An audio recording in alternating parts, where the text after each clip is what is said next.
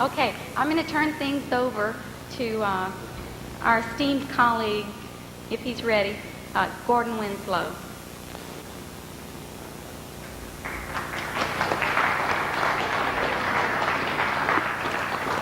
Thank you. I'm totally confused what's going on here, but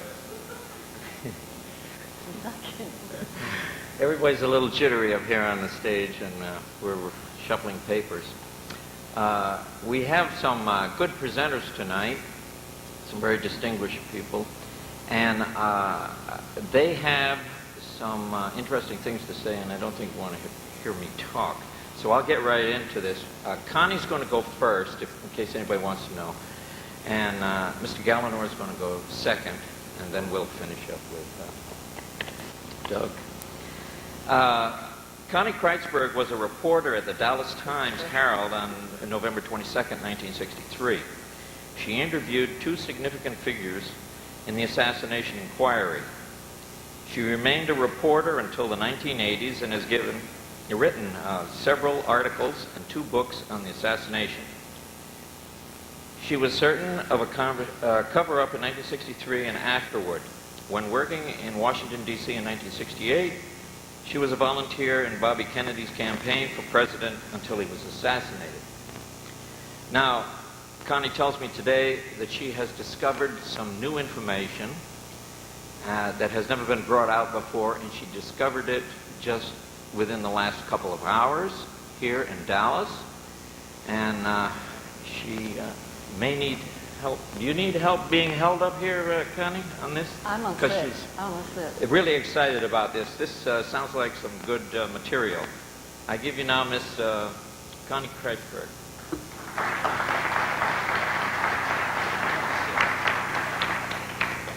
Is this on? Is this on? You're on. Okay. My last name was Watson in 1963. I was a reporter for the Dallas Times-Herald. I had lived in Dallas from 1951 until 1965, and in later years as well. My first job at the Herald was obituary reporter, the most hated beat on the newspaper. Now I'm going to skip ahead and cut short some of the things I had written that I was going to talk to you about because of what I have discovered today. And the topic of my speech is, by the way, don't forget Dallas, because to my surprise, I found a little bit more than I expected to. I said in the speech there were a lot of clues that were apparent at that time. I worked with one young reporter, a brilliant writer named Jim Cody, who I later discovered was at work on a book, and I'm speaking pretty much extemporaneously now, because he was writing a book within the year after the assassination, according to Betty and Jim Windsor, his closest personal friends here in Dallas. And then Jim, of course, was killed in, I think, September 1964. There were no papers found at his apartment, and I never knew a reporter who didn't come away with 1,000 papers wherever you go. His killer was supposedly found, but to spare the family any grief, they didn't go into the investigation as to why it occurred. Now, what happened to me on November 22nd, 1963, I talked about for 35 years. I protested the fact that one of the stories I wrote was changed, that I was told by an editor that it was changed by the FBI, and I was either ignored or considered a hysterical female, either way you want to look at it. So after Gary Mack, who is archivist at the Sixth Floor Museum, posted a challenge to me, or maybe a pot shot, either way you want to look at it, on the internet last week, I did send one back to him outlining what had happened on this particular story and asked that I be allowed to look at what he was reviewing. Well, he did call me this morning, and I called him. I think I called him first, and he returned the call. And he said that it had 150 pages of stories from the Dallas Times-Herald on that day, the original. Well, I find that they have, I don't know how many thousands of copies of material people may have not seen in that basement. They're not set up really to receive visitors, but it is open. There's no sign. And it's true that if as many as 4 people come, they're totally overwhelmed because they have a staff of 2 and then a secretary, and someone watches you while you look at each paper. And of course they are extremely fragile.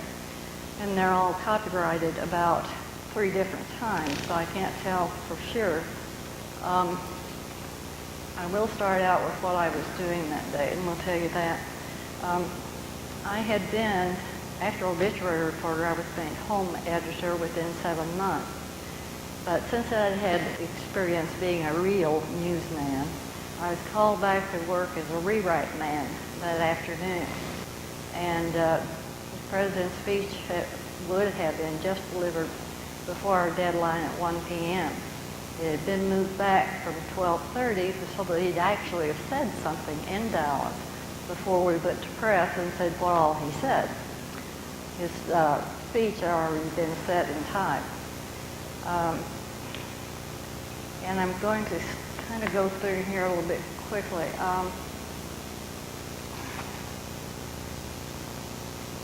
Vivian Castleberry, women's editor, had called and was dictating a story that I typed, which began, Dallas rolled out the red carpet today for President John F. Kennedy.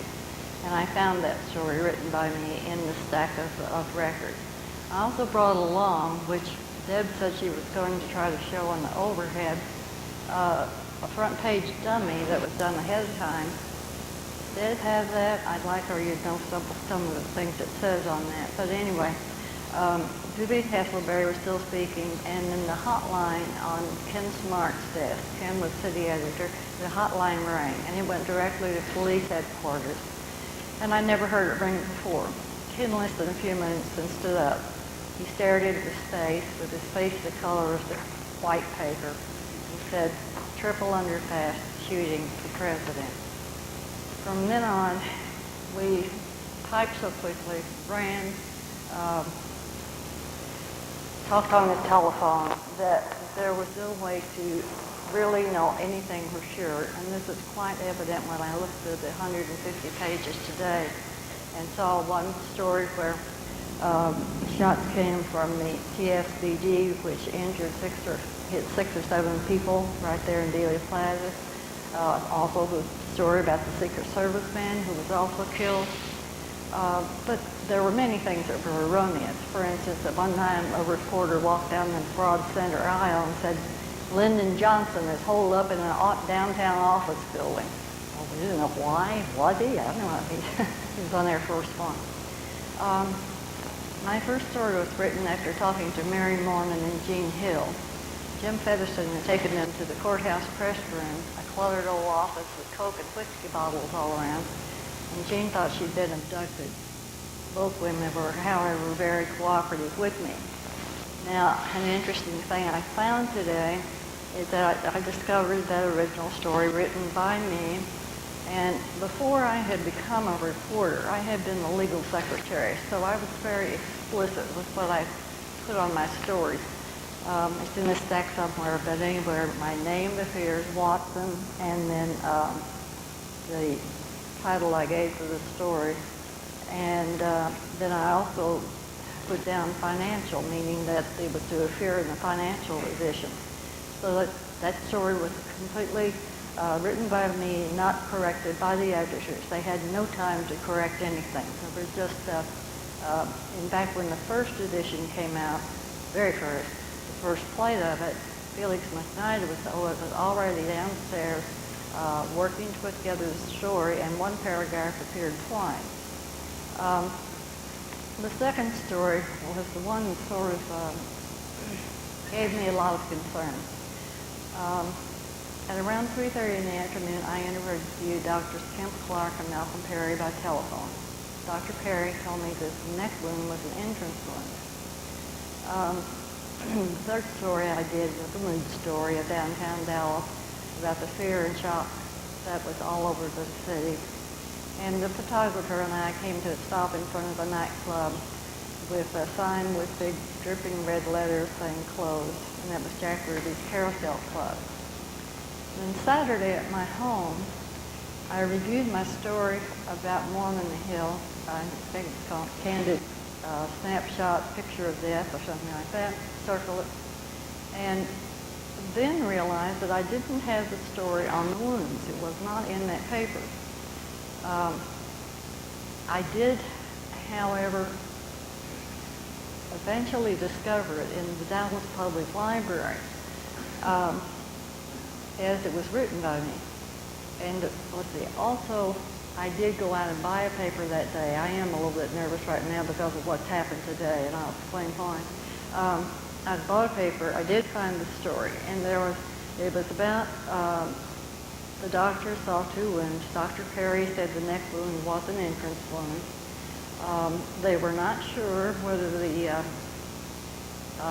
2 wounds could have been connected in any way. We did not discuss bullet shells or anything like that. But a sentence had been inserted saying, a physician admitted that it was possible there was only 1 wound. And that's the one they told me that the FBI inserted. Well, the FBI was at the Times-Herald on Saturday to talk to Bob Jackson about the gun barrel that he saw in the window. And then on Sunday, they became concerned after Ruby killed Oswald as to where I stood. And so they went back to the Herald. The Herald called me and asked me, and I didn't remember because it was a mood story and we had just simply written what we saw and didn't write down the addresses. So I told them to ask Bill Beals, the photographer, where we were. He gave them the wrong address, and so the FBI went away. But then the wounds, why was it so important that they were connected? Well, we all know the answer now. It couldn't be a shot from the front. I'm going to leave from there to what Gary Mack has discovered within this huge pile of papers and go through some other things other than just my story. For instance, here's one written by Felix McKnight, with the initials FRM. As FBI Director J. Edgar Hoover ordered Dallas FBI men into the extensive search for the assassin, investigators reported finding the rifle thought to have fired the fatal shot. So that was at the very beginning. Here is the story. I'm just reading excerpts of things, and one of the reasons they are just small is that we were working so fast that we did not have time to walk across the room and put our papers into an end basket. Instead, they were sending copy boys to our desk. They would take the paper and just tear it across the paper bale, hand it to them, start typing again. So this is from Bob Galt at Parkland. And it's contrary to what a lot of researchers had thought. At 2:55 p.m., 2 unidentified plainclothes officers asked to be taken to the emergency room. And I can't read this one letter, and something, Governor Connolly's clothes, so they could recover a bullet that was reportedly still inside the clothes. Now, I have been concerned for years over the description that went out at 12:45 over police dispatch. 3 minutes left. Okay. Here's the story very quickly. Lee Oswald, 24, a 30-day employee of the Texas School Book Depository, from whose building the assassin's bullet was believed to have fired, was arrested as the suspect in the fatal shooting of a policeman in Oak Cliff. The interesting part of this is that Otis anyway, D. Campbell, vice president of the book business, said that shortly after the shooting, we raced back into the building and saw him in a small storage room on the second ground floor. Then we noticed he was gone. He didn't have permission to leave, and we haven't seen him since. I think that gives us more of a clue as to where the description came from. In one story, the suspect is described as 25 years old with blonde hair cut short. And this is the last one. But no, it can't be. All right, there's Jim Lair's new lead to his story on the security, which he just wrote 5 new paragraphs and said it didn't work. Now, eventually what they did, though, on my story is to rewrite the first 3 paragraphs, put my name on it, not slug it as I normally did that same day earlier, and include that inserted sentence. And then, and this of course was supposed to have been, I'm sure, destroyed, as Gary Mack said they were, they completely retyped the story, marking it duplicate, and retyped it and put it in the inserted story. Well, somebody spent a heck of a lot of time changing my story that day. It makes me think I wouldn't want to get a job again in Dallas anyway. If we had a chance, I'd like to be able to show that overhead of the front page I gave to Deb. It's disappeared.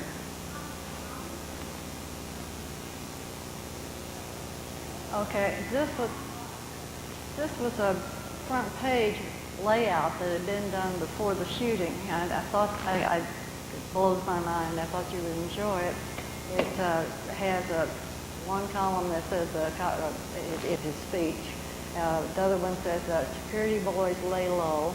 That's one of the small stories. Another is Jackie Sparkle, Ladybird 2. And the third was the crowd cheers wildly. And it said that JFK took Dallas by storm. And I did can show you that page. You may like it. Good luck to you in trying to get into the archives and find out what is all there. Because this is just the Herald stuff. There's friends of mine went through medical evidence down there today, and you may hear some more about that.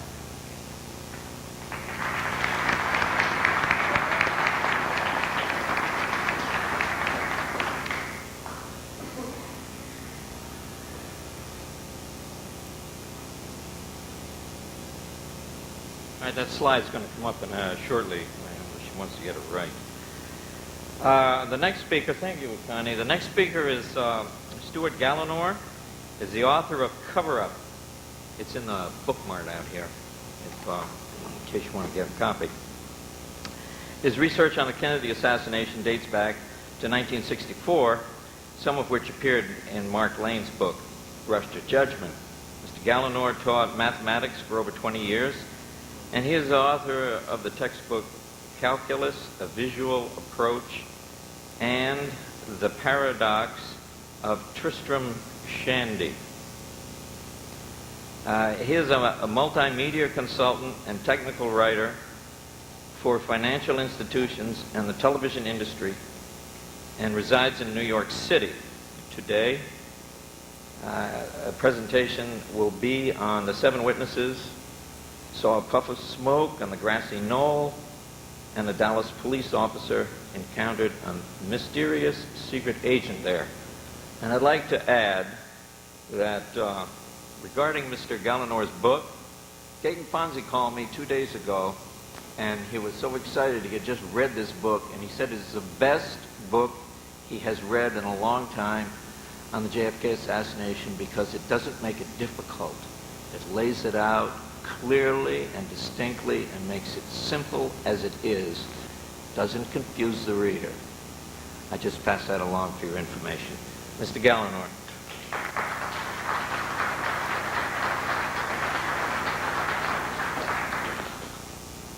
Thank you very much.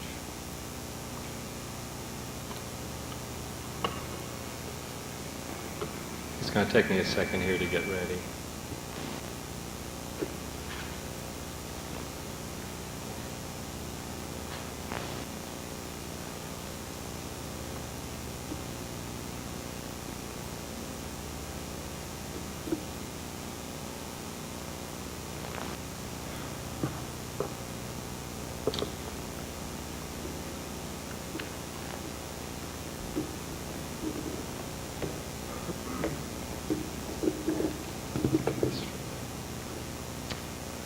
Okay, at the law, a conspiracy is defined as follows. Conspiracy is at least 2 people acting in concert to commit a crime. Now, one way of showing that President Kennedy was assassinated, one way of showing that President Kennedy, that a conspiracy was responsible for the assassination of President Kennedy, is to show that the shots came from 2 different directions. Now, riding in the motorcade were 3 Dallas Times what is it, Dallas Morning News, I'm sorry, photographers. And they were riding along this path as the rest of the motorcade was.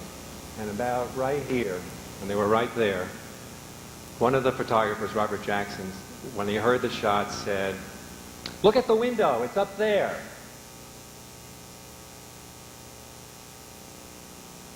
And he said, you could see the rifle protruding from the window. And Malcolm Couch, who was sitting in the middle of the two photographers, turned around and he testified to the Warren Commission that he saw the barrel being reseated into the book depository building. And then Thomas Dillard grabbed his Leica camera and turned around and took a shot of the region of the book depository that Robert Jackson was pointing to. But too late, there was no barrel shown in the picture that Dillard took. And then some 30 minutes later, the Dallas police stumbled on a sniper's nest on the 6th floor window of the book depository building. It's a very cramped space. It's more of a sniper's nest, not for Oswald, who was 5'9", but for someone who's about 4 foot 2 inches. If you've ever been there at the 6th floor window, you could take a look, and a normal person can't find a seat there and rest the rifle on the boxes. But nevertheless, they were there. And so were 3 cartridges, and about 10 or 15 minutes later, the rifle was found on the 6th floor. Now you take all this evidence together, testimony of the 3 photographers and the sniper's nest, and this is substantial evidence that at least one shot was fired from the book depository building at the 6th floor window. Now there is an abundance of substantial evidence that the shot came from another spot.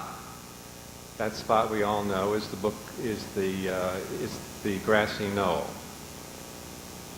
This region, how am I going to do this? This region in here, there's a wooden fence along here, and many of the witnesses thought the shots came from there and ran up the knoll right after the assassination and beyond into the railroad yards, and parked cars were here. This was taken just before Oliver Stone filmed his JFK movie in Dealey Plaza. And supporting this evidence was the fact that 7 witnesses saw a puff of smoke come over the fence and out from under this tree during the assassination. Sam Hollins testified before the Warren Commission, and he said he saw a puff of smoke during the assassination. The Warren Commission admitted that he had seen it and then reported about it in their report, but that was it. They didn't give it any probative value whatsoever, and there the matter stood for 30 years. Ignored by our government and by the major media, until the magazine U.S. News and World Report decided to tackle the problem. Here's how U.S. News and World Report presented the evidence. This is a full page, page 86, from the September '93 edition. And that's not very clear, is it? Maybe I have something here. Very good. Thanks a lot. So the evidence, so the U.S. News and World Report presented or tried to contradict the evidence that 7 witnesses saw a puff of smoke. It's in this box right here, about a third of a page, called That Puff of Smoke. And here's a blow-up so we can read it better.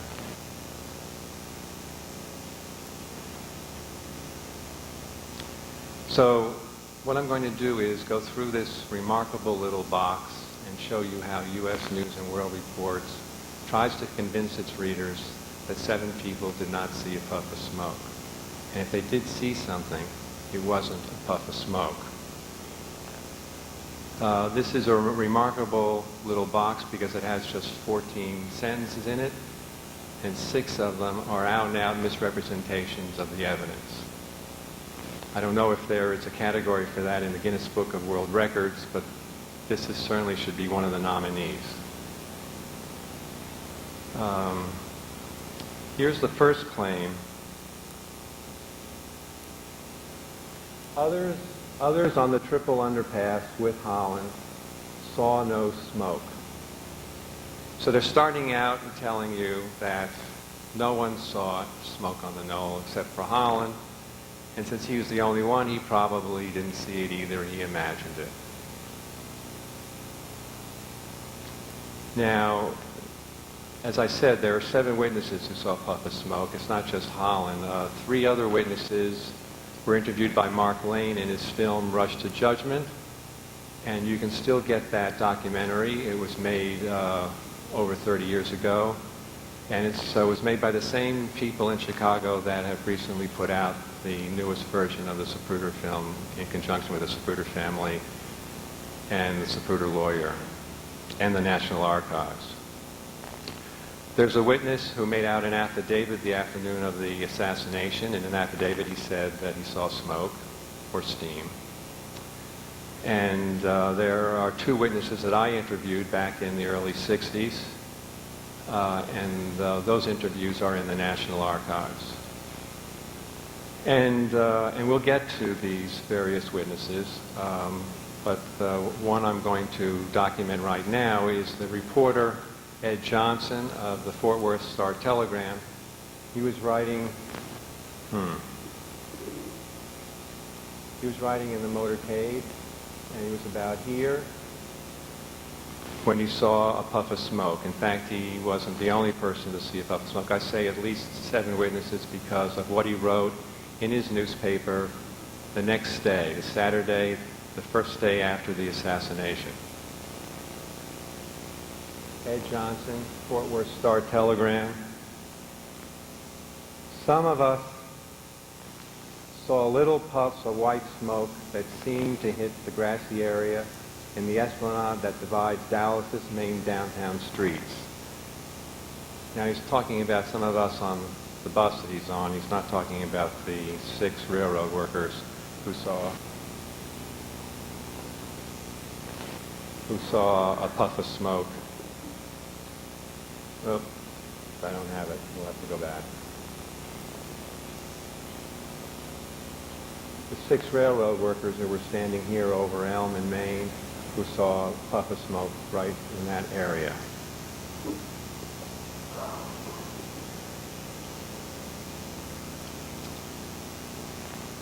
Okay, so that's the first claim. No one saw any smoke except Holland, which undermines Holland's position considerably. Claim number 2. Okay, 7 people, these 7 people thought they saw a puff of smoke, but they were all mistaken. They were mistaken because modern ammunition doesn't produce smoke. Because modern ammunition is smokeless, it seldom creates even a wisp of smoke. Now, this is a misrepresentation of evidence that is easy to determine for yourself. You just go to your local rifle range if you happen to know where it is, or look it up, and watch the people shoot there for a few minutes. You'll see puffs of smoke all over the place. Of course, I wanted to test this out for myself, and in New York City there is no local rifle range. So I called Robert Strauss, an expert who I'd heard a lot about. And he lives outside of Philadelphia, and he took me to his rifle range, and he fired with a modern weapon, modern ammunition. And I took pictures of him doing it. And you can see here the puff of smoke and a puff of smoke here. It's not the best shot because you can see the background is very white, and that knocks out some of the smoke. Now the witnesses, especially the witnesses on the overpass, the 6 railroad workers, were looking at a backdrop of a dark wooden fence and a dark green tree, and the puff of smoke stood out for them very clearly. And here's another shot. You can see where we have a little darkness, and the background you can see the smoke.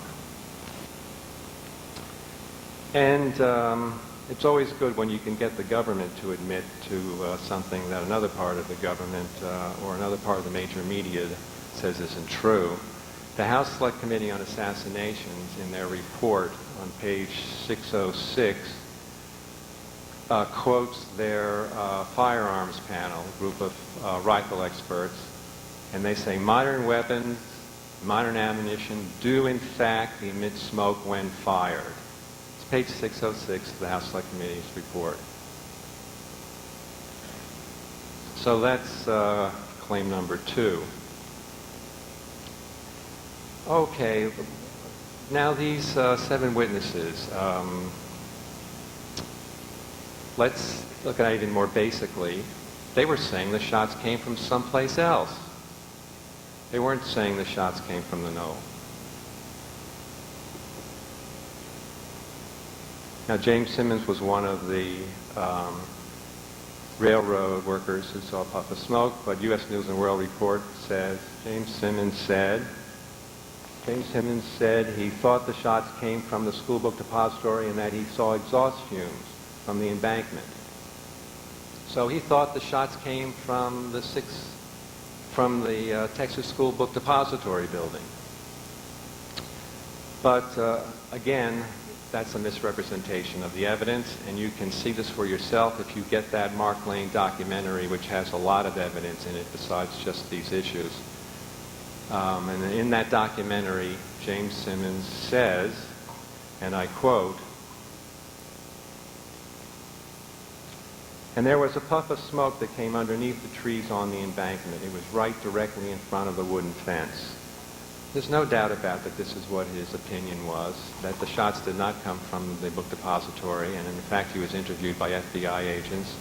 And in the FBI agent's report they mentioned nothing about the smoke that he saw, which he told them that they had seen, and he never said the shots came from the book depository building, although that's what the FBI agents said in their report. So now we have the next key of how to misrepresent evidence, and that is led by Simmons when he said exhaust fumes. Okay, so let's admit they saw something. And it was exhaust fumes. It was exhaust fumes from a motorcycle. Clement Johnson saw white smoke but told the FBI that it came from a motorcycle abandoned near the spot by the Dallas policeman.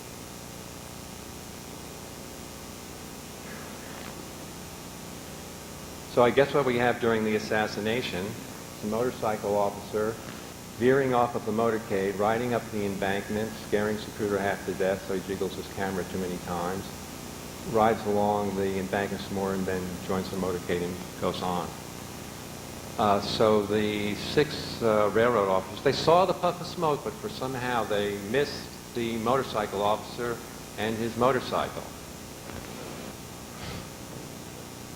There was no motorcycle riding on the knoll during the assassination, as everyone can attest for themselves by looking at the Nix film, Moorman film, Zapruder film, and dozens of photographs that were taken. It's an absolute fabrication. And we can look at some shots. Maybe the railroad workers were confused. They saw the smoke after the assassination. See where I am. Sorry about this.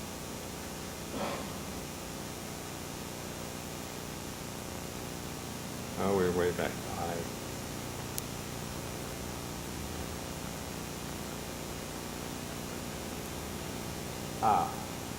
Yes, so Wilma Bond took 6 photographs of the knoll right after the assassination. This is one of them. And that's Bobby Hargis right there. who was behind the motorcade to the left and splattered with blood and brain matter when President Kennedy was shot in the head. And here's his motorcycle, which he is abandoning, and he's running up the knoll. Notice the motorcycle is nowhere near this spot, the wooden fence or the tree where the witnesses saw a puff of smoke. Okay, so let's say it wasn't exhaust. Let's try something else.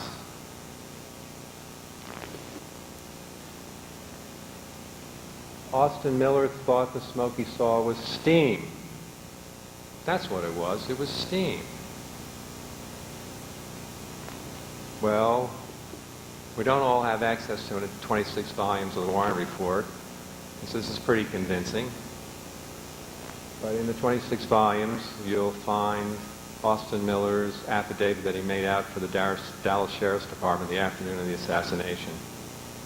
And let's see if we can find it. It's right here. I saw something which I thought was smoke or steam coming from a group of trees north of Elm off the railroad tracks. He didn't say, I thought I saw steam. He said, I thought I saw smoke or steam. And you would think that the writers and editors of the U.S. News and World Report, being literary men, would have enough understanding of grammar to understand the distinction between those two statements.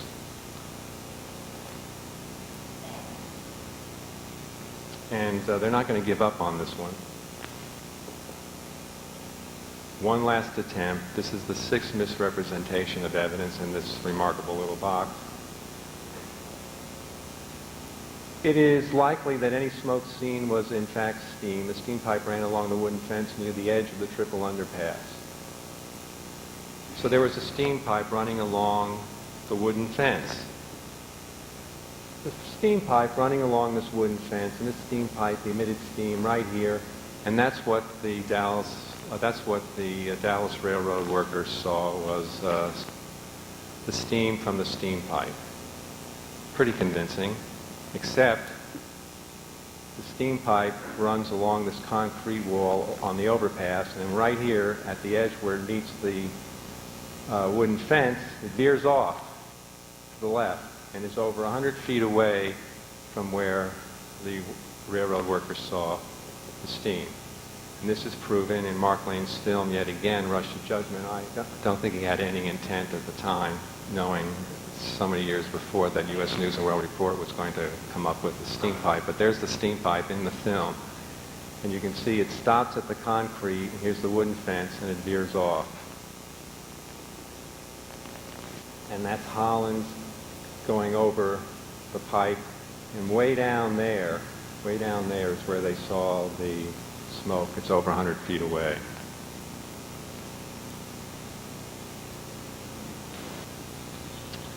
So, how do you misrepresent evidence? Well, in this case, 7 witnesses were told that they saw, 7 witnesses told either the Dallas police in affidavits or the Warrant Commission or to investigators like Mark Lane and myself that they saw a puff of smoke on the knoll. How does the U.S. News and World Report deal with that? It never happened. They never saw it. And if they did see something, it wasn't smoke because modern ammunition is smokeless. And if they did see something, then it was exhaust fumes from a motorcycle. And if it wasn't exhaust fumes from the motorcycle, it was steam from a steam pipe. And there is a steam pipe there, although, whoops, we can't seem to find it. It's not in the position it should be right now. And it should be also noted that if they did see steam, how come steam wasn't seen a day later or a week later or a year later, 10 years later? No steam has been seen. No sightings of steam have occurred since that day on the assassination. Now, on this issue, we'll move from U.S. News and World Report to a former FBI agent, James Hosty, who was responsible for shadowing Oswald when he returned from the Soviet Union. Hosty is a rather remarkable fellow in many ways. One of the things that he did was to destroy a note that Oswald had delivered to the FBI to him personally within 2 weeks of the assassination. And after Ruby murdered Oswald in the basement of a Dallas jail, James Halstead burned the letter. So we'll never know what was in that letter. We'll know what Halstead says is in the letter. We'll know what Halstead's secretary says is in the letter. They differ with each other. But that doesn't mean we will ever know what's in the letter. So Halstead now is wrapping up his career as a former FBI agent, and he wants to write his memoirs, and he did. He easily found a publisher that rejected my book, by the way, but I show no hostility to that. And his memoirs are called Assignment Oswald. And he's going to use all his forensic talent that he has, brings it all together, to put to rest this business about people seeing puffs of smoke on the grassy knoll. And here's what he writes, and I quote, "Of all the people standing in Dealey Plaza, only one described seeing a puff of smoke near the tree line along the grassy knoll. That's it, nothing more. Over the years, many conspiracy theorists have taken this puff and either extrapolated a second gunman out of it or have distorted the evidence to prove there was a second gunman." That's how Halstead handles that evidence. Do I have about 5 more minutes? Thank you.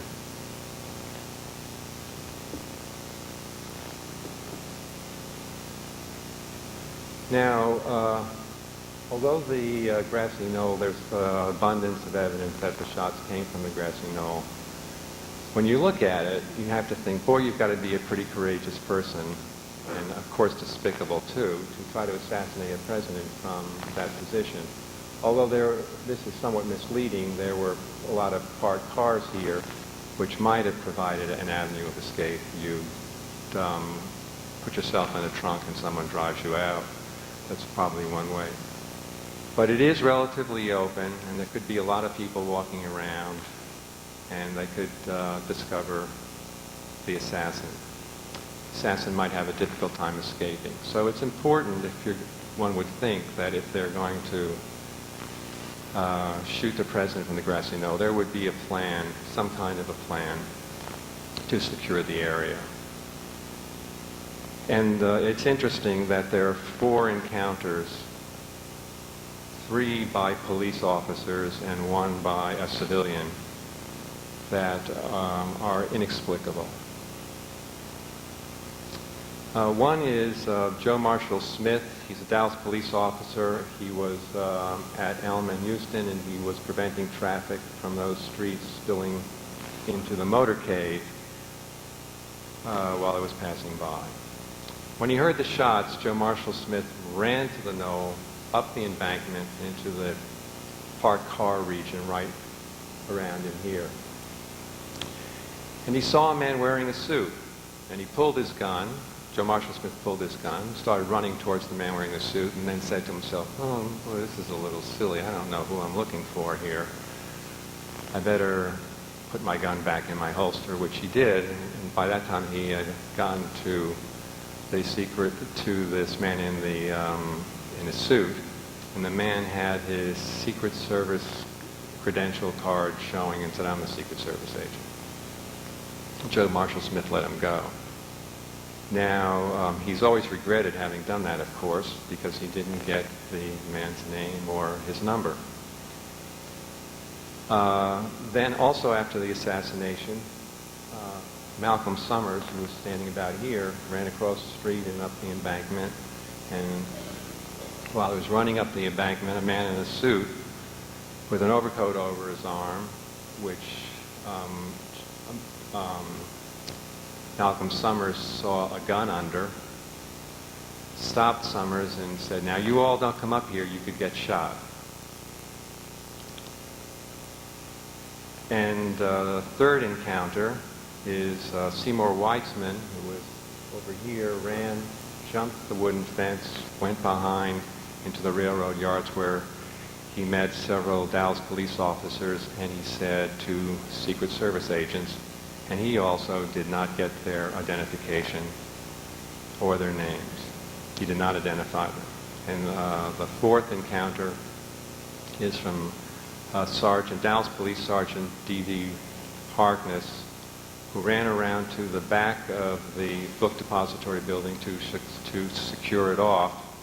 And there he said he ran into some men who said that they were Secret Service agents, but he neglected to get their identification. He neglected to identify them. Now, why is this important? It's important, it's puzzling and disturbing, because there weren't any Secret Service agents on the Knoll before or during the assassination. There weren't any Secret Service agents assigned to that area whatsoever. The House Select Committee on Assassinations did an investigation of this, and in Volume 5, page 589, I'll read to you. This is according to the House Select Committee on Assassinations. A careful examination of where all of the Secret Service agents were that day and their day assignments indicates that no Secret Service agent was in that area of the Knoll.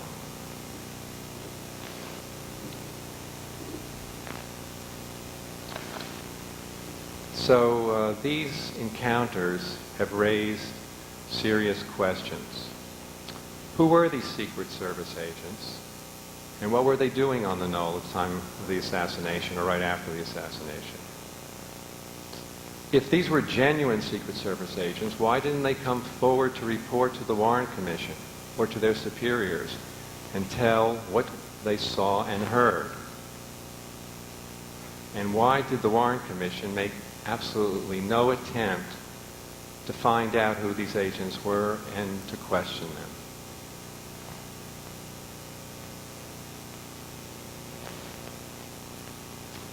"35 years after the assassination, we're still asking these questions. Government agencies and some reporters and editors for major news magazines have involved themselves in covering up and lying about the evidence for 35 years. For 35 years, our government has not told us the truth about who assassinated President Kennedy and why. Thank you very much.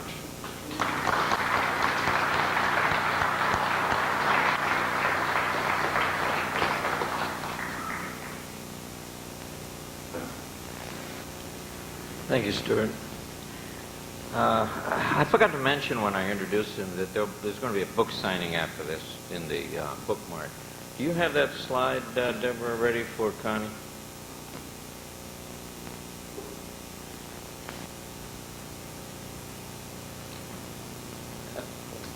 Have you got Connie's mic on, please?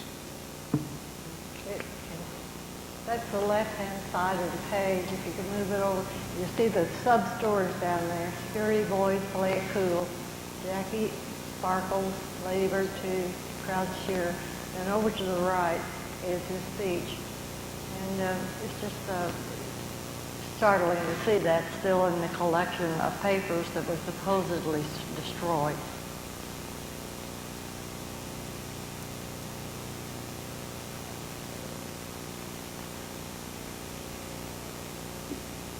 Okay.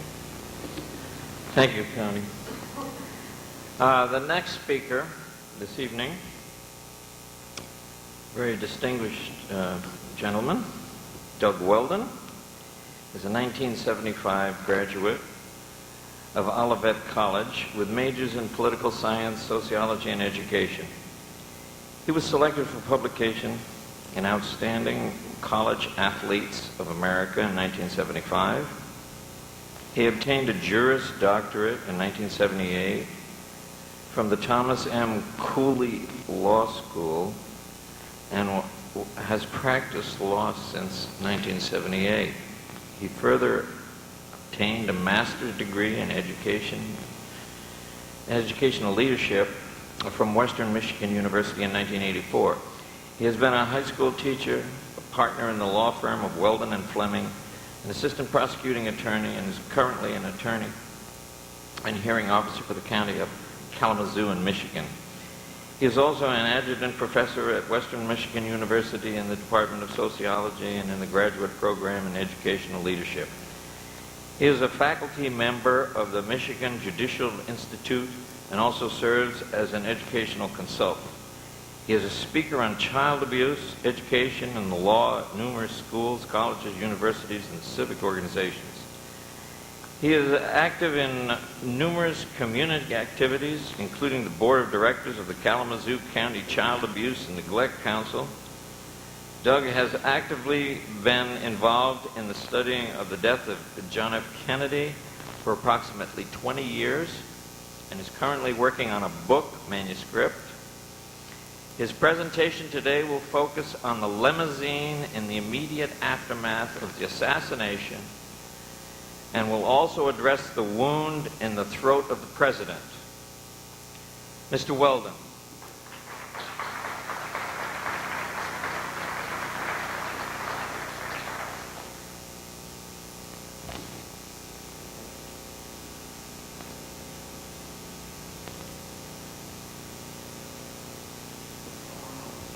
Thank you very, very much. It is indeed a pleasure being here this afternoon.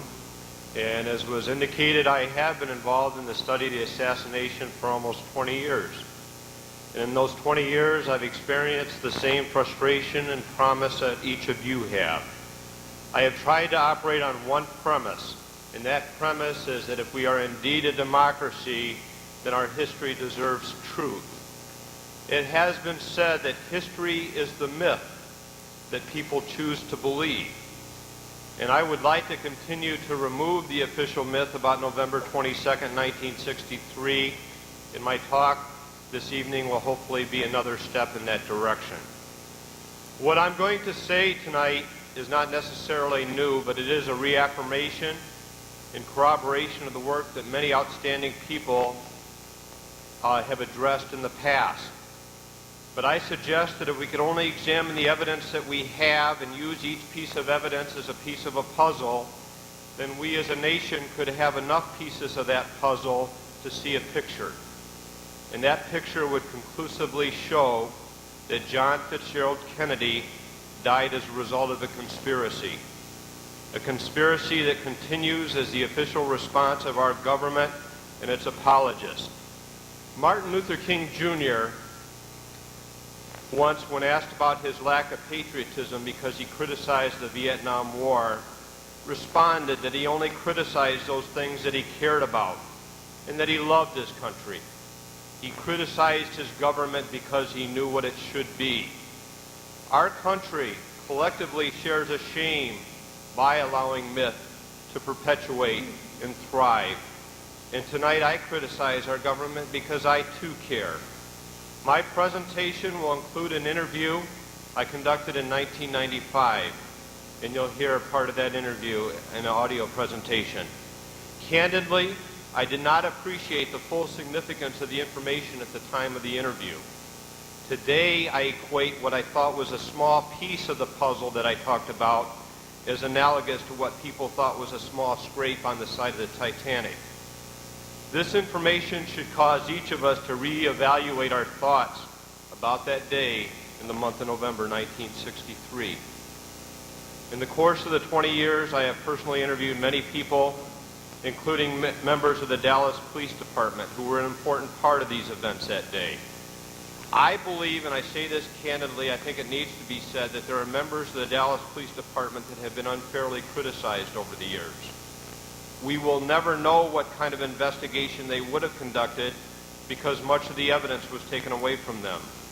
Though it is probable that some of the Dallas police force may have cooperated with a falsification of evidence, or perhaps even in a more sinister fashion, the officers I have spoken with were committed to the standards of the high service of justice. Unfortunately, at least some members of another group that should have been committed to those same standards did not permit the legally proper handling of evidence by those members of the Dallas Police. As it's been indicated, a great majority of my working life has been on the, quote, good side, unquote, of the criminal justice system. I've been part of government. I've been a prosecutor. However, that day there were people that I believe that did not hold that high standard, and those people worked for the United States Secret Service. There is little argument that the most important piece of evidence that day was the body. As probably most or all of you know, that piece of evidence was illegally removed from Dallas by the United States Secret Service. However, there was another piece of evidence that was also removed that day. That piece of evidence was second in importance only to the body because at that time it was a piece of evidence that nobody could plant or nobody could alter at the scene. It was also an important piece of evidence that the investigators of the Dallas police were also not allowed access to. That piece of evidence was also illegally removed from Parkland Hospital and also by the Secret Service. It would have been able to perhaps have told us a different story than the one that we later heard. I am, of course, referring to the presidential limousine. What I intend to present this evening is not necessarily new. It has been chronicled in many books and articles. However, it is a new look at credible evidence that should cause you to look at it in a different light. I'm going to address two questions. What happened to the limousine shortly after the assassination and why? And second, can we now explain the likely origin of the shot that caused the entrance wound to the throat of the president? I will be concentrating primarily on the damage done to the windshield rather than the refurbishing of the limousine, the hole that existed in the floor pan, or the damage that was done to the chrome. The official version of events explains that the limousine was flown to Washington, D.C. on the evening of November 22nd.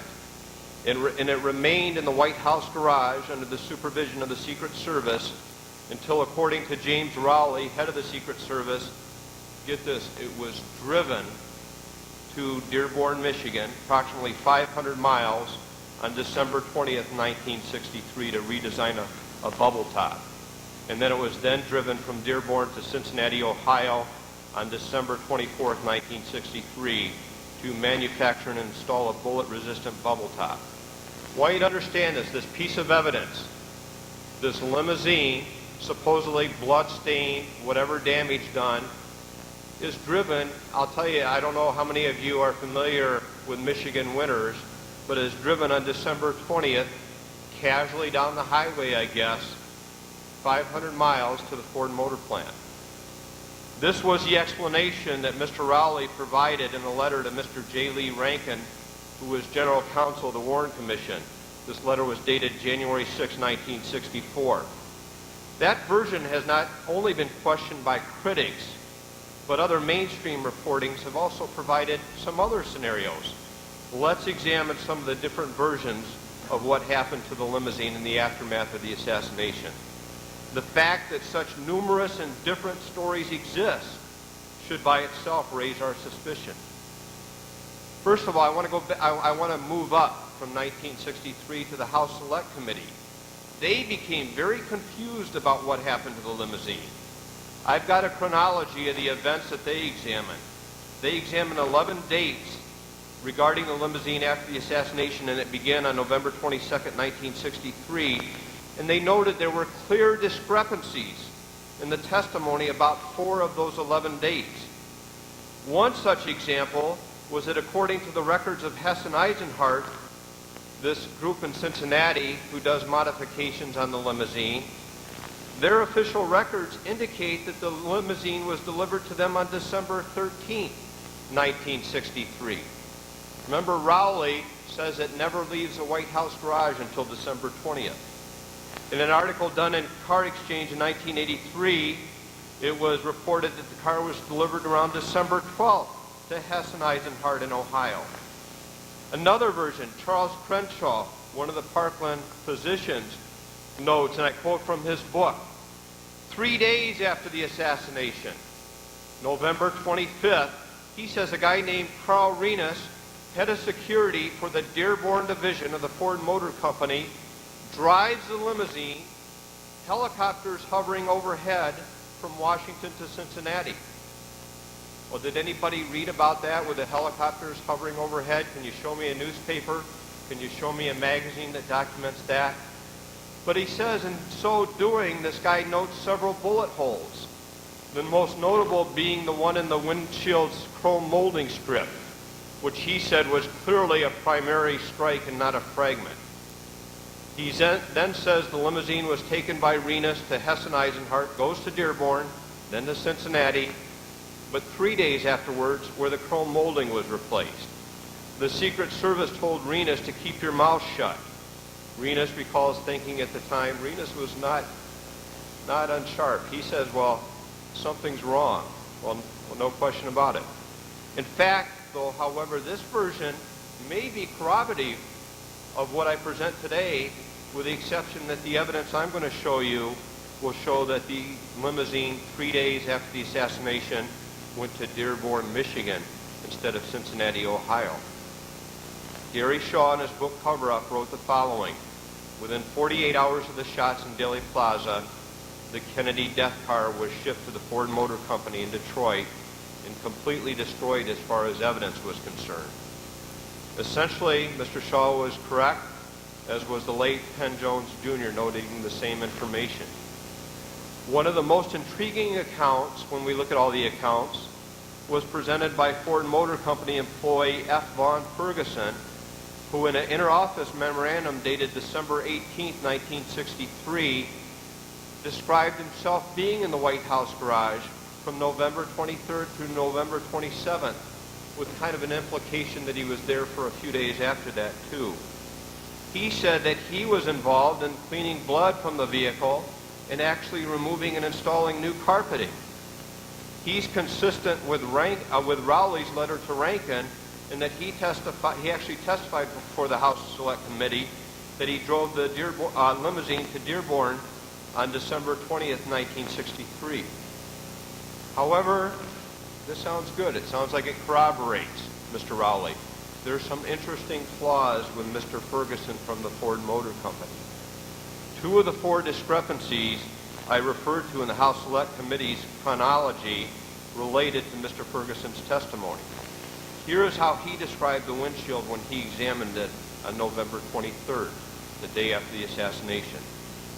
He says, examination of the windshield disclosed no perforation, but substantial cracks radiating a couple of inches from the center of the windshield at a point directly beneath the mirror. Directly beneath the mirror.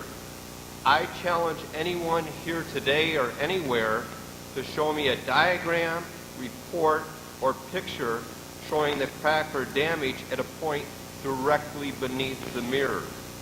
Did Mr. Ferguson really see the windshield, or was this part of the cooperation and complicity of the Ford Motor Company with the Secret Service? Even more interesting is an examination of the White House garage logs, which chronicle people coming into the White House garage. And I believe that's my first overhead. If you look at this, we do not see Ferguson's name until November 26, 1963. Again, he says, I'm there from November 23rd on.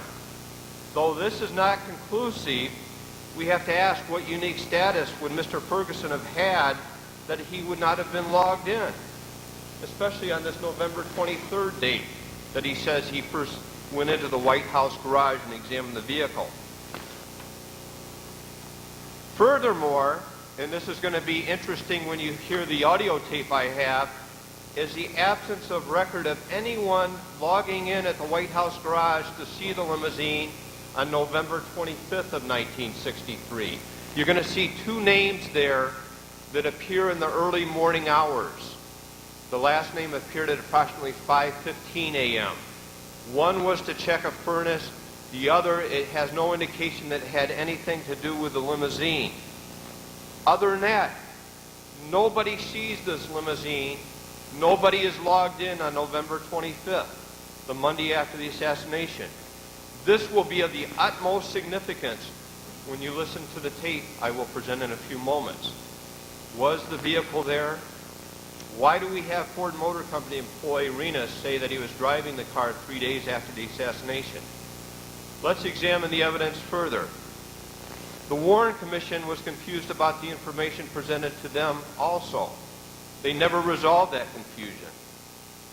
After the limousine arrived in Washington, D.C. on the evening of November 22, 1963, after it was illegally removed and flown back to Washington, the FBI examined the vehicle during the early morning hours of November 23rd. Interestingly, the FBI noted in their report of the examination, there's no hole in the windshield. This is interesting. It's like saying if I saw a guy with a white shirt and I walk up to that guy with a white shirt and somebody later asks me to describe him. I say, well, I saw Mr. Smith and he did not have on a blue shirt. I'm very curious, why do they go to the extent of mentioning no hole if no hole existed? You can state the negative forever. You can say, well, there weren't any pictures of Fred Flintstone on the windshield. There were no crayon marks. They go out of their way to say there's no hole. You could put up my second overhead. It's interestingly, two Secret Service agents, who I don't believe that were part of the reindeer games that night, Carl Taylor and Harry Geiglin, state in their report, and you can see it up there, a particular note was the small hole just left of center in the windshield from which had appeared to be bullet fragments were removed. Small hole in the windshield. They're standing right there at the same time as these FBI agents, and they're describing a hole in the windshield that the FBI goes out of the way to say, whoops, no hole. The windshield later became a point of further controversy. I'm going to refer to David Lipton's book in a footnote that he described in Best Evidence. After the examination, Lipton noted, the next week a windshield was removed from the automobile and stored in the White House garage. In March 1964, the Secret Service sent a windshield to the FBI laboratory, which determined that it contained no hole, only damage to the outside surface. The inside surface was smooth. Rowley, in his letter, however, to the Warren Commission, talks about two other FBI agents who were not noted in anyone's report as being present the night of this examination on November 2nd. And they claim that they ran their hands over the windshield. The outside surface was smooth and unbroken. Keep that in the back of your mind. The outside surface of the windshield is smooth and unbroken. On November 27th, 1963, according to Rowley, shortly before the windshield was removed from the limousine, it was examined by Secret Service agent Roy Kellerman, who ran his hand over the outside of the windshield and found it to be smooth. Smooth again. Outside of the windshield, smooth. The damage he testified, he said he saw damage on the inside surface. So Kellerman says in his Warren Commission testimony, that indicates a shot from the rear. However, the glass that was in the limousine on that day was safety glass. Safety glass responds just the opposite of regular glass. If you could put on the next overhead. What we see, if you can move that up a little bit, the bullet is on the bottom is hitting the outside of the windshield. It will be smooth on safety glass, and as you see on the top, the damage goes to the inside of the windshield. So what Mr. Kellerman was doing was corroborating a shot from the front. Another interesting point. Mr. Kellerman says, yes, I did all this examination on November 27th. However, Mr. Ferguson, the guy from the Ford Motor Company, who, if you ever see his document, and hopefully I'll get a booklet prepared of that, indicates very touchingly that, yeah, he saw this blood, he saw the windshield, but the windshield was removed on November 25th by personnel from the Arlington Glass Company and put in a stockroom under lock and key. When he wrote his memorandum on December 18th, Mr. Ferguson claimed that he had not seen the windshield since November 25th. It was put away.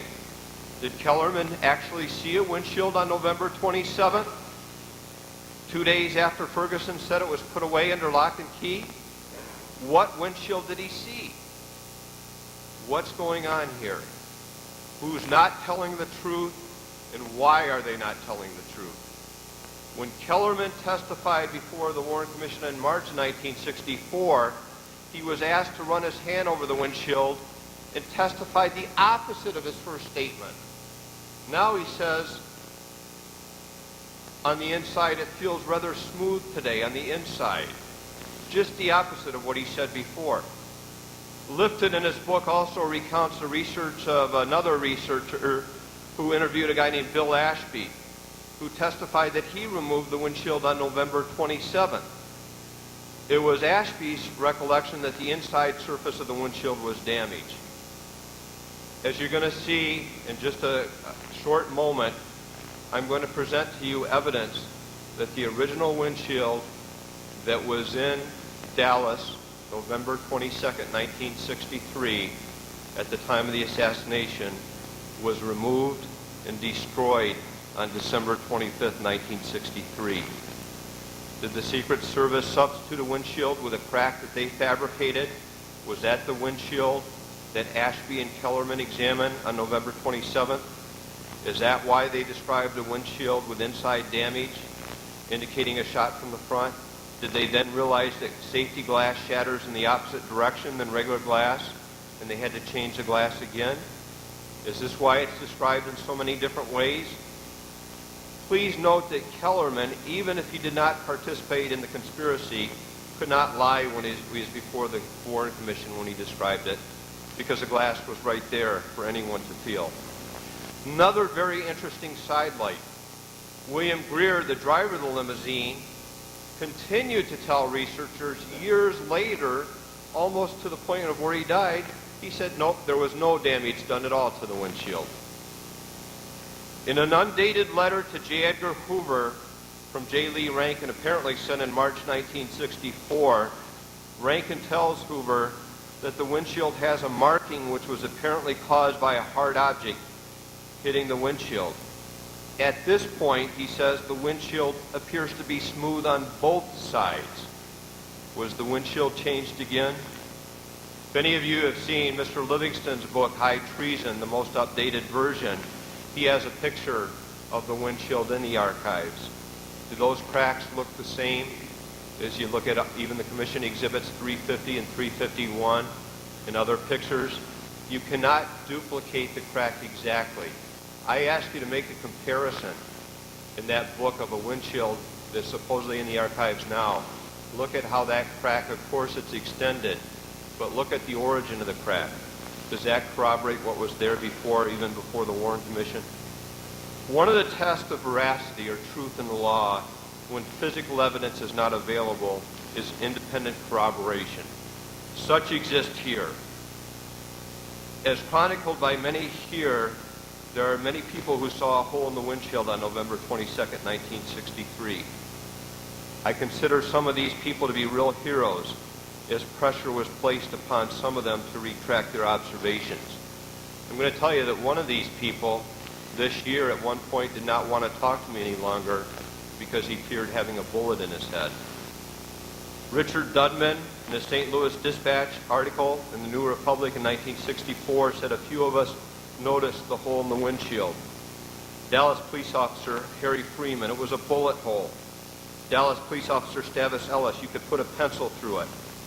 Frank Cormier, also of the St. Louis Dispatch, saw the same hole. Evalia Ganges, a medical student at Parkland Hospital, saw the hole. In 1992, an unidentified caller called the Larry King Show, also describing that hole.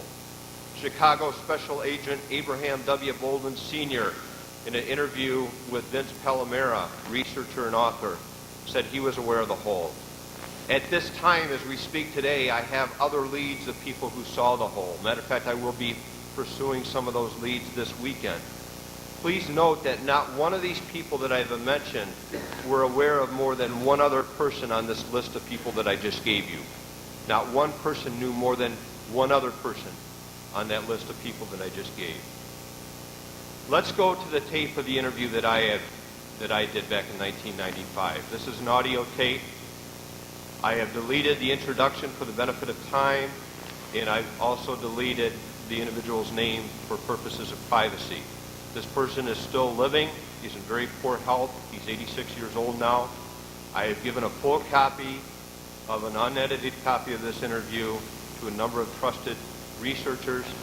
I had indicated to him at the time that I did the interview that I would not use it at any time during his lifetime. I am using this with his permission obtained through his son, but I have continued to delete his name. I would like to state that I've been an attorney for 20 years, and I state very candidly that I've seen literally thousands of people testify in a courtroom. This person, you're not going to get a chance to see him, you're going to get a chance to hear him. He is as credible as any witness that I have ever observed. So if we could go to the videotape.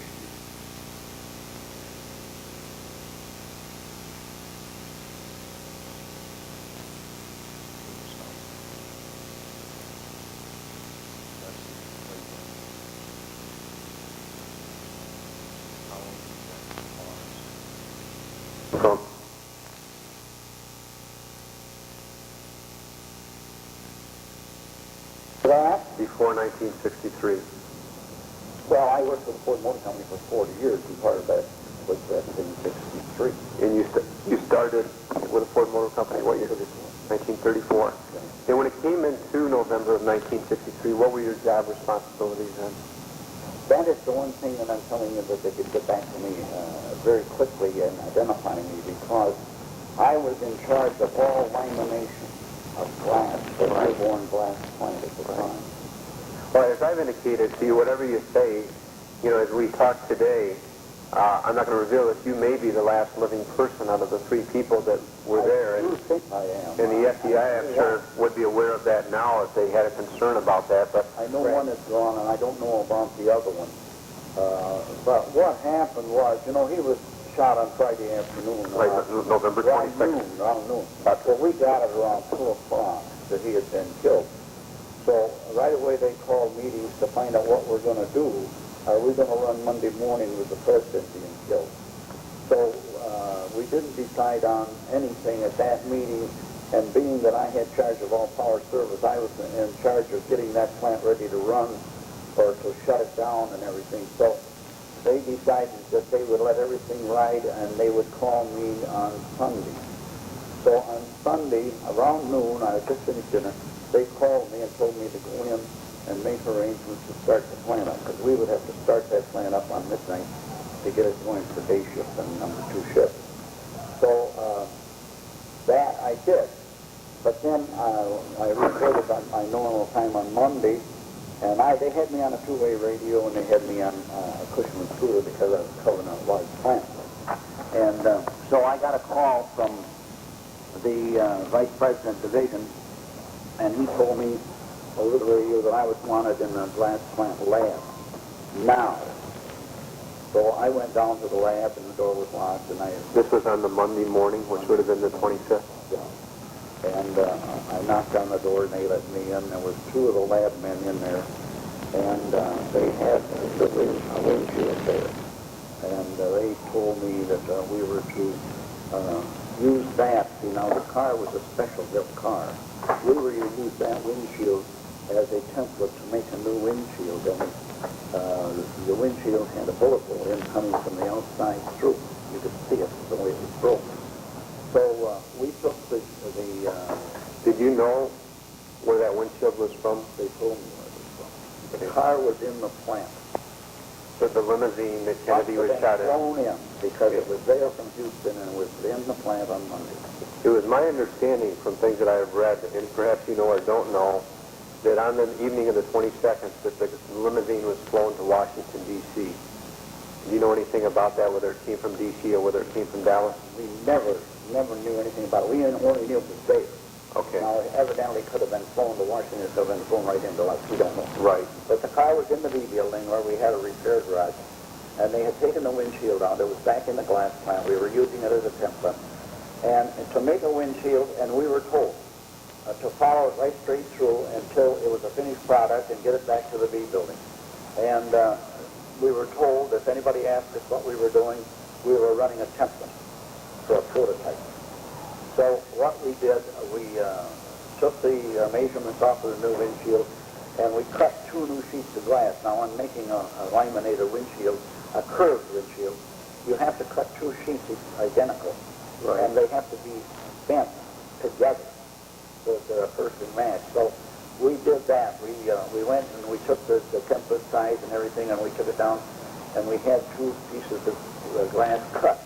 We took that glass to the bending layer, and we followed it through the bending layer because they are put in a jig, and they're heated to a melting point, so they sag down into the jig and you get your curve. And we did that, and we followed it through. Let me interrupt and ask you a quick question. How many of you were working on that? 3. Was Two there lab and myself. was there anybody else there, like the FBI or the Secret Service? Nobody. Okay. I don't know whether they even knew the car was there. They must have, but nobody bothered us. Did they secure the 3 of you in a place? No. Okay. No. But it was kind of an area where there weren't a lot of people. It was in the lab where there was just the 3 of us, because that was in where we developed everything in the lab. We went to the bending layers, and production was running normal. We put it in a bending jig, sent it through, and we followed it through. We got it off to the end. From the bending layer, we took it to lamination. In lamination, we put a vinyl sheet between those two sheets, and we send it through the laminator. And we bent. I'll be with you in a minute. And they laminate it together, just stick it together with heat. From there, it goes into the autoclave. Now, we took it back to the lab, and at that time, we were autoclaving 5 tubs at a time. We took a 5-tub stack, and we split it. We put the windshield in the middle tub, and we put 2 on top of it, and we sent it through to lamination. Now, when it went to lamination, this was my entire responsibility was lamination. I laminated all the windshields, or my department did. And we laminated it. And we took it out of the press, we took it to the washer and washed it, we took it out of there. It was a finished windshield. We took it to the B building. It was put in that limousine. Now that limousine at that time had the interior completely stripped out of it. There were no. Nothing in it. Did it appear that limousine interior had been all cleaned? Oh, definitely. The carpeting and everything was gone. It was gone. Gone. It was nothing. It was down to metal. And they restored the whole interior. Do you have any idea, or did you ask anybody at that time when or where that had been stripped? No. Well, I assumed it was there, but that's what they did. But you did see the limousine. Oh, yeah. I see it. Was there anything unusual that you saw on the outside features, the exterior of the limousine? No, it was still that convertible. And the people who put the new windshield in, and we left. Later on in the day, I met the Vice President of Division. And I said to him, Bob, I said, you know what they were doing down there in that lab this morning? And he said, well, I don't know what was happening. He evidently knew, but he didn't want me to know he knew. Now, he's still alive. He don't tell that everything. But that's the whole story. Now, I know that I saw the windshield. It was located about 3 inches to the right of the rearview mirror. Right like that. I think that bullet is one of them got Connie. Are you able to tell from the windshield whether, in your experience with windshield, whether the bullet would have been one coming from the interior or one coming from the exterior? You can tell from the way it goes in and out. The fragmentation comes out on the back of it. You can tell which direction. So this was you just saw one evidence of a bullet hole, and did that bullet appear to have come to hit in the interior first? No, coming from the front. It came from the front. You had no question about that bullet mark was from the front. It was a good, clean bullet hole right straight through from the front. And you could tell when a bullet hits the windshield, like when you get a rocker, what happens? The back will chip out and the front may just have a little pinhole in it. Right. This had a clean round hole in the front and fragmentized along the back. So no question in your mind We knew that windshield was hit from the front. Sure. Did anybody, after you went through this process, ever tell you not to talk about it? No. Nobody ever mentioned it. It was never mentioned. No. I got to leave you guys. I know you did. Thank you very much. I appreciate it. I know that happened, and I told it just to the family. I kept it in the family because I don't know whether it would be, whether they're still trying to keep the pressure up or not. Yeah, and again, as I said, and I indicated the reasons that I'm looking at this, and I guess while we're talking here, This is where I say his name, and so I've edited that out.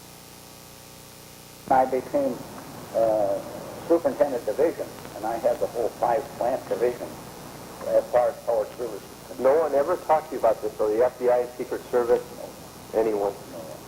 And I think that was part of the way to keep. They didn't want anybody to know anything about it, so they didn't talk about it. So you relaminated the window, made a new one. Do you know whatever happened to the window? As far as I know, it's sitting out there in Greenfield Village. The original window with the bullet. No, the bullet, we scrapped it. We broke it up and throwed it. Were you told to scrap it? That's right. Who told you to scrap it? That was the orders to do the two lab men here. They got the initial instructions, and I was called in after they had got their instructions. Do you have any idea who gave them those orders? I assume it came from the Vice President of Division. I would assume. Okay.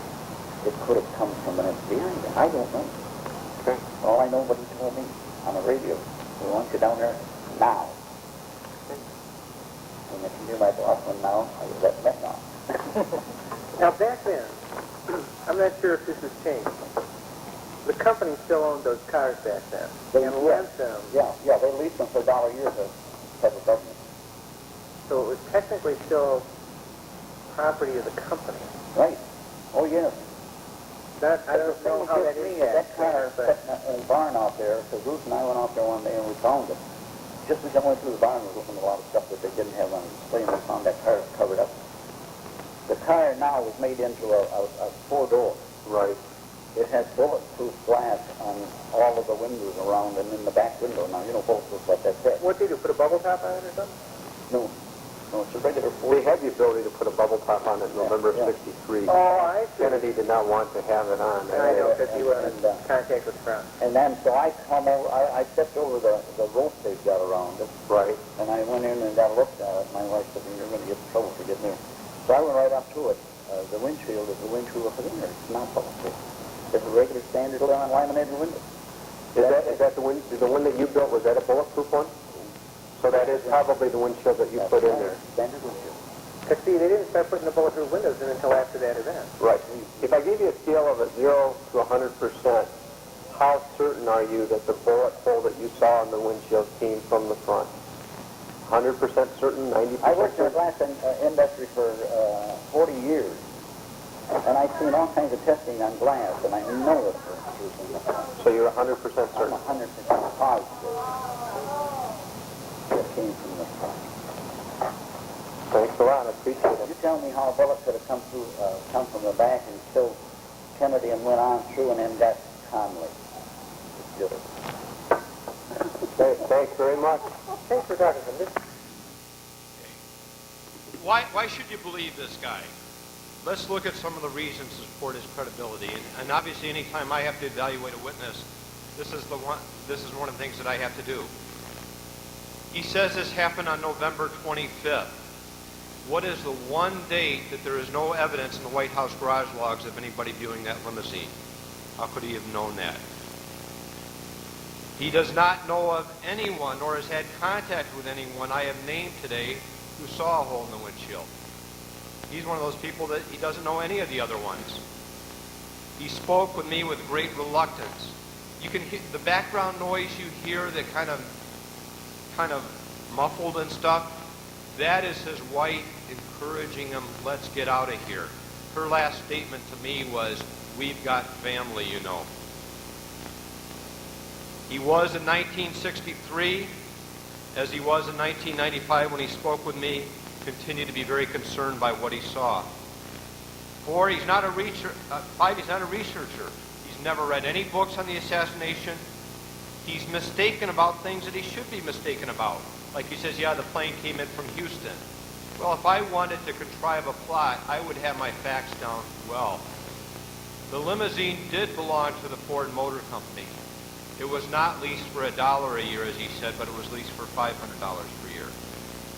He would not be wrong about these basic facts. He's never been to Dallas, did a simple job for 40 years for the Ford Motor Company, had a simple responsibility, and was only certain of what he saw.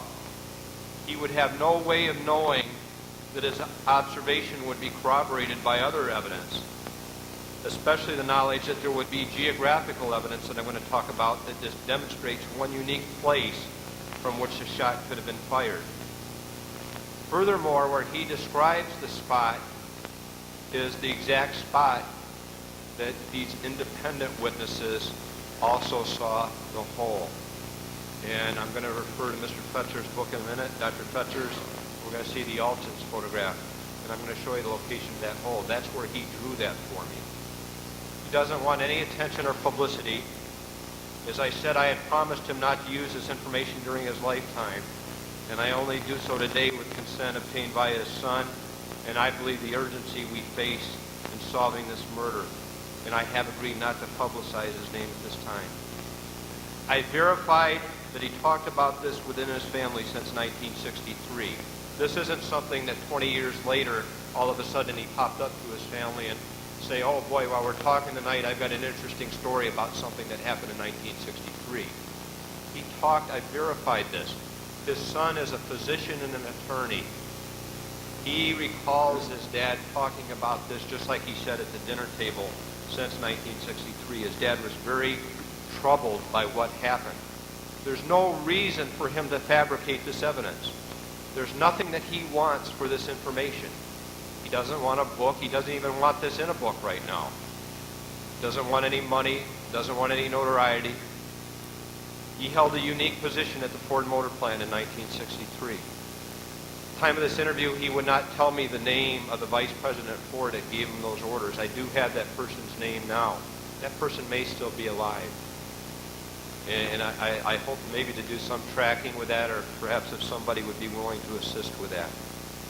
The most important part of support of his veracity, and I submit the conclusive verification of the legitimacy of this disclosure, is that at the time we spoke, he was not aware that there was any other windshield in existence other than the one that he built. He was not aware that after he built this on November 25th, that they put the new one in, that there was a cracked windshield presented to the Warren Commission. He was not aware that there was a windshield in the National Archives. Remember, he said years later, when the car went to Dearborn, to Greenfield Village, he said, yeah, we went in and I looked at the limousine and I saw this flawless windshield, and yep, there's the one that I built. The time we talked, he thought the windshield that he saw in Dearborn was the one that they replaced that night. He had no idea that this was a controversy. He had no idea that there is a windshield supposedly sitting in the National Archives that indicates that there was no hole. The significance of this is overwhelming. 2 people in the United States had the power and authority to approve of this movement of the car from Washington, D.C. to Dearborn, Michigan. Those 2 people are James Rowley, head of the Secret Service, and Lyndon Johnson. The windshield shot creating the hole had to be the first or second shot. Stavis Ellis told me that he saw a shot hit the ground shortly after the Elm Street turn. FBI agents who were investigating for the Warren Commission told him he could not have seen such a shot. People have argued, if we had an early shot there and you're aware of this, that it could not have been from the 6th floor because the tree was in the way. However, I suggest to you that if a shot was taken from any rear location, the first shot, and as it hit on the ground, as Stavis Ellis and many others described, that it didn't matter where it hit. It could have been a diversion shot. People's attention that were there in Daly Plaza, and some of you were actually there that day, would be drawn to the nearest sound. If you examine all the records, it is very interesting that some witnesses said the shot sounded like a firecracker. Some people thought the firecracker, it sounded like it went off right by the limousine or in the limousine. I can tell you of one phenomenon, and you can test this out yourself, that will sound like a firecracker in the limousine, and that would be a bullet hitting the windshield is going to make that sound. If we are going to lend credibility to my witness from Ford, where would that shot have taken place? The best evidence of a shot appears to be in the Alton's photograph. I'm going to need the slide projector on. Do I just need to hit this?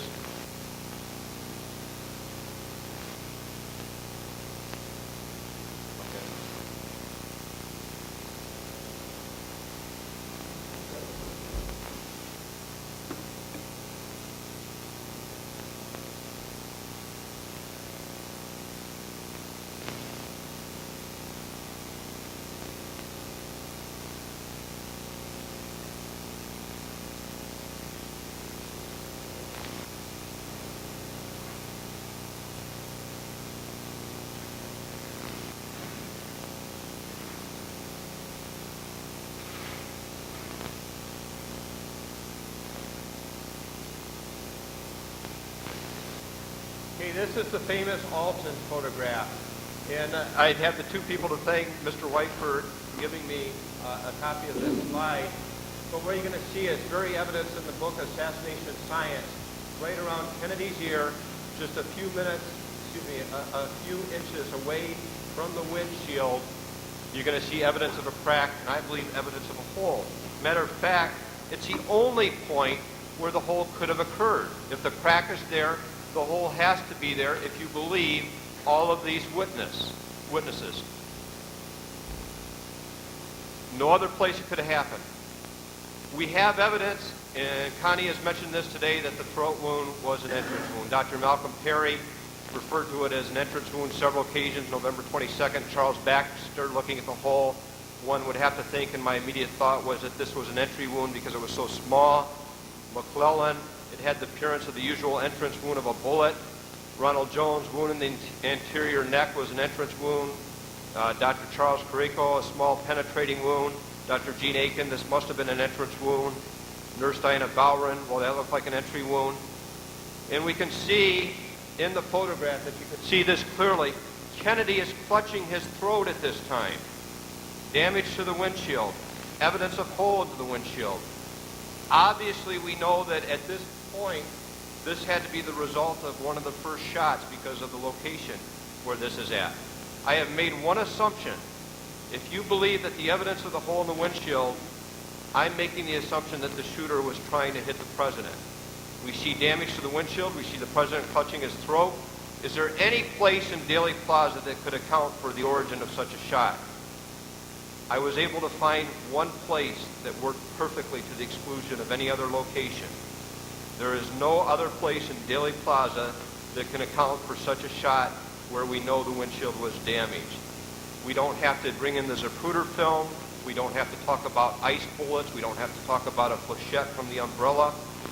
And that spot is going to be from the south side of the underpass. I need to go to the video. We got to shut the slide off, right?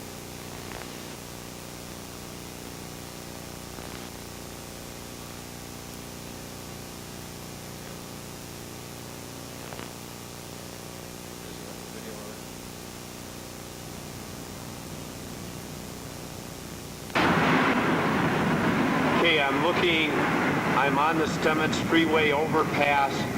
I'm looking down directly in front of the depository where we know where the first shot hit, or where the first shot was believed to have hit.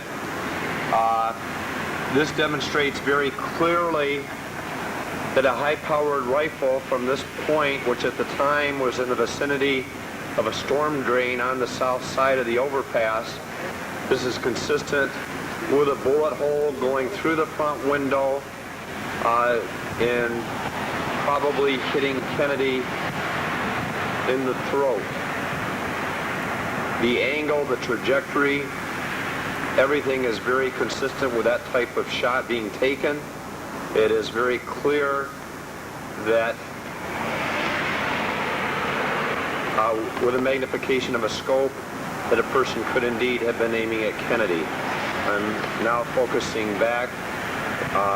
This would be a real view without the benefit of a scope.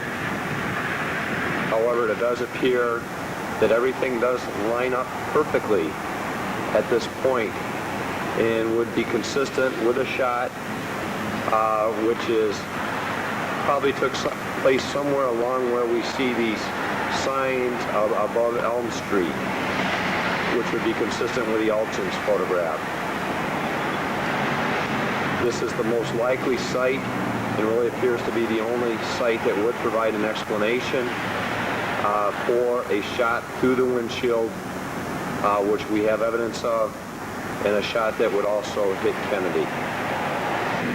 We're looking at this now from lower on a ground level, which even indicates that it's more likely that this area was consistent with a shot through the windshield for somebody that would have been aiming at Kennedy. I'm going to focus this in with some magnification, again a high-powered scope.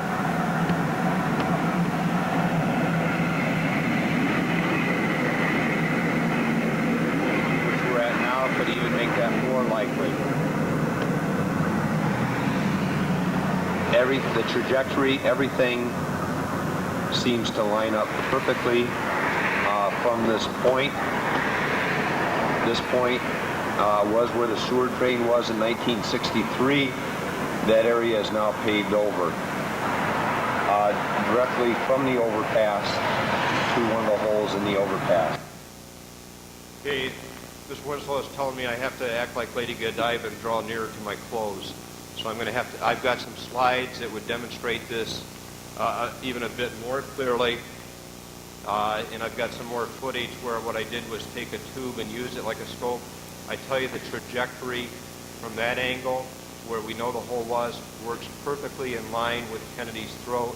With a high-power rifle, it's no problem. I was on the south side of the underpass where the storm drain was that is now paved over.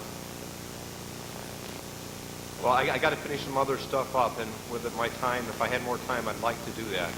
But there are some other things that I got to follow. Okay, was there any corroboration for such a shot? Though not critical here because it had to work, I wanted further validity. I read every book, every bit of material that I could find. Read about Hargis in the Texas Monthly magazine this month. Talks about how he went over to the south side of the knoll after he went up to the grassy knoll, went up by the overpass. All that says is that he suspected something could have happened.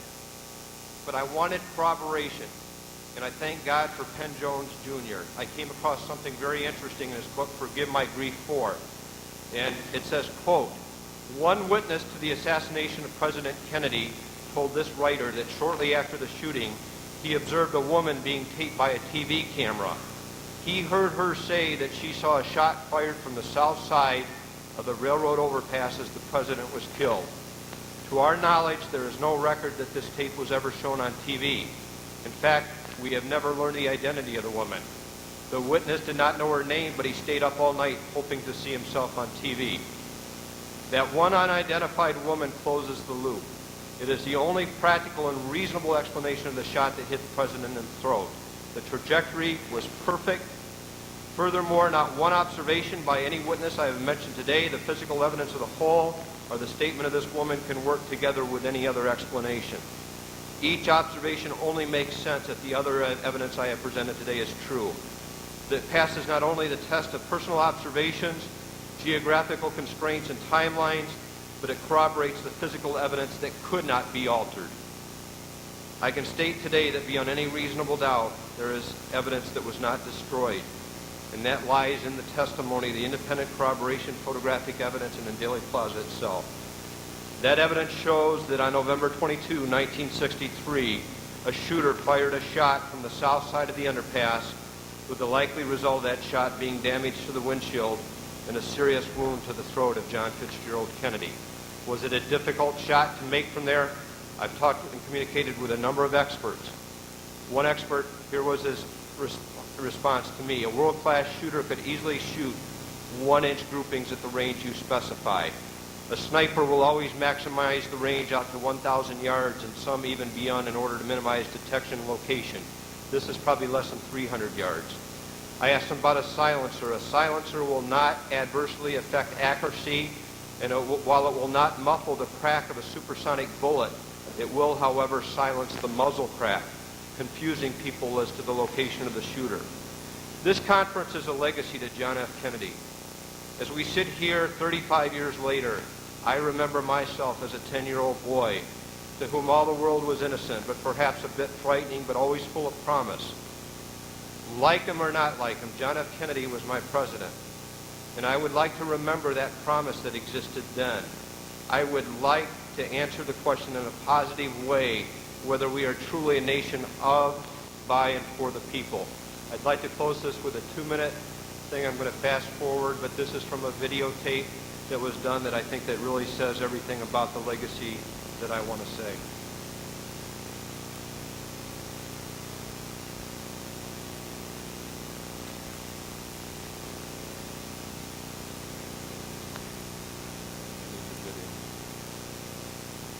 A very inconspicuous place because everyone would have been focused on the limousine and would have been either down on the plaza or some other vantage points. I'm looking through a tube which would make this equivalent to a scope. And actually, this is unbelievable how this could correlate with a shot. We see a bus turning now. Right there, the shot would have taken place.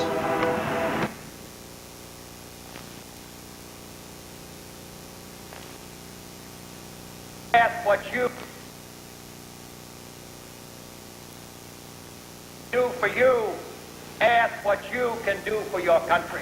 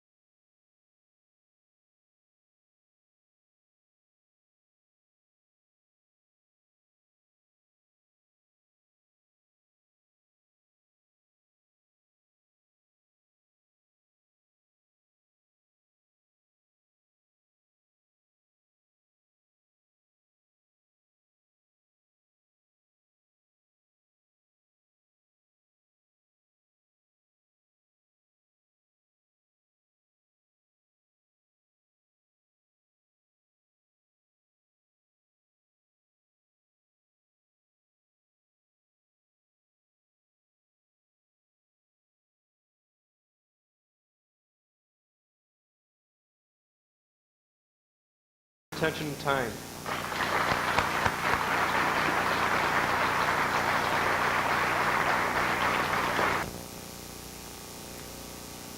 You know, some of you have been involved in this research a lot longer than I have, and you've seen a lot of presentations and you've read a lot of books, but I don't think that I've ever seen one quite like this or been so moved as I am right now.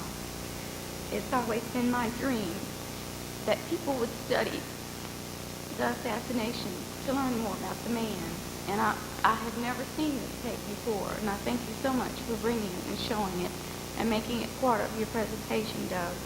I also want to tell you that I am absolutely flabbergasted by the work that he presented here today, and I want to invite you during the supper break or at your convenience. Just let me know, and we'll set things up for him to show what he wasn't able to show of his presentation today. So just let me know and we'll announce it. Thank you.